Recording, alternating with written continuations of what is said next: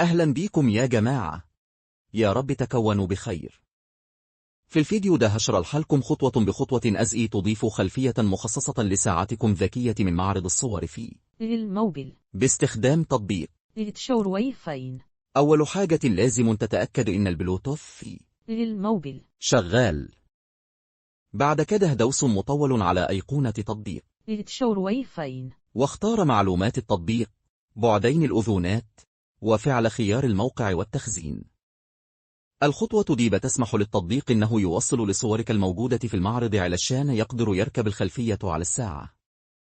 بعد كده افتح تطبيق تشور واي فاي وروح على خيار ربط الجهاز، وبعدها وصل الساعة الذكية بالتطبيق.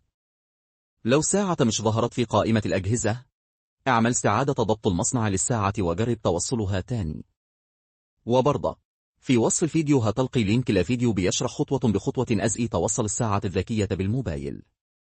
ولما تتأكد إن الساعة متوصلة كويس بالموبايل، روح على خيار ديل، وبعدها اختار DIY ديل، وبعدها سيلكت بيكتشر.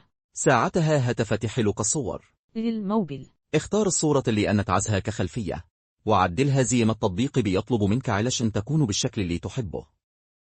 وبعدين دوس على احفظ واستخدم، سيرفا نيوز. وبكده تكون الخلفية المخصصة تحط على ساعتك الذكية باستخدام تطبيق.